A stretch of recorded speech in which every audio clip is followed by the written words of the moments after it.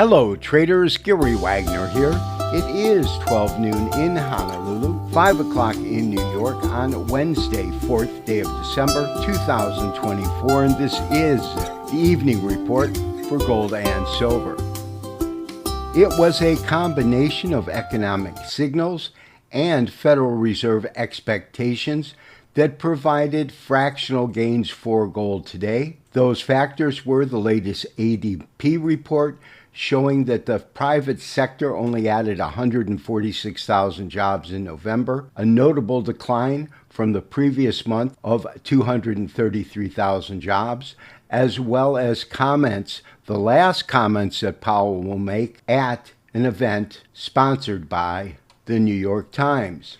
Gold did have limited gains, closing at $26.7430. That's a net increase of $8.30. However, it was the low that affected us the most, $2,654.20. We did have an open position from $26.61.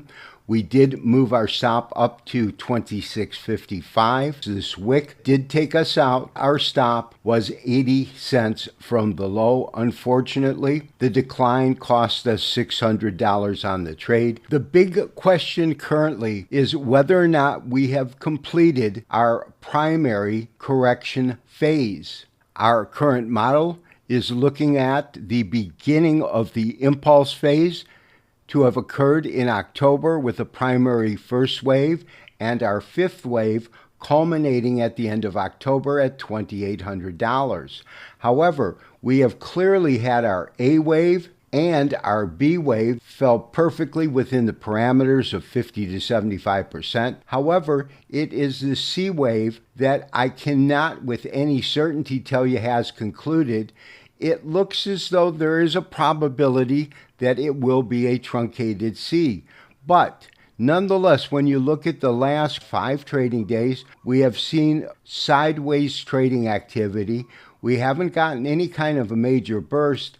And when we look at it and realize that we had a tremendous $90 price decline on Monday, November the 25th. And from there, we had very little activity in terms of the range. We can't say with any real certainty that this C wave has concluded. However, as long as it's staying above, which it has, the lows of Monday, we have to say that there is a probability that we will see this correction conclude as a truncated C wave, and traders, that is a very rare occurrence.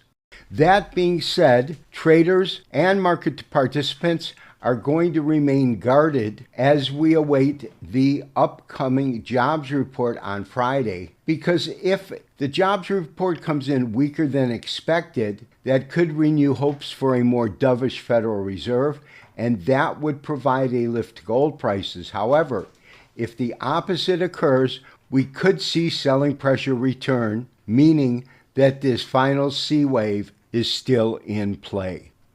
Another strong indication that shows that the trend has in essence vanished from gold prices over the last 5 trading days is by converting our standard candlestick chart into a Heikin Ashi.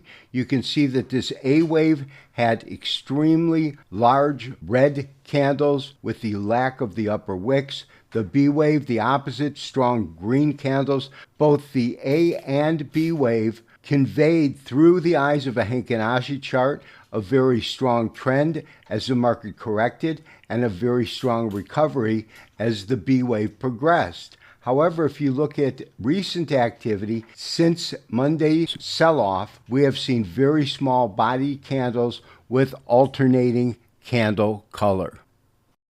Traders, yesterday's exclusive early preview of our Gold Outlook 2025 was simply put out to put on record to our premium subscribers where I thought gold prices would go to by the conclusion of 2025. However, The actual video and our detailed outlook will not come out until the end of the month as we usually do, but I did want it on record that I believe that gold could trade to $3,200 by the conclusion of 2025. This has been Gary Wagner wishing you, as always, good trading. We will talk to you tomorrow for the next daily update and review. Bye-bye.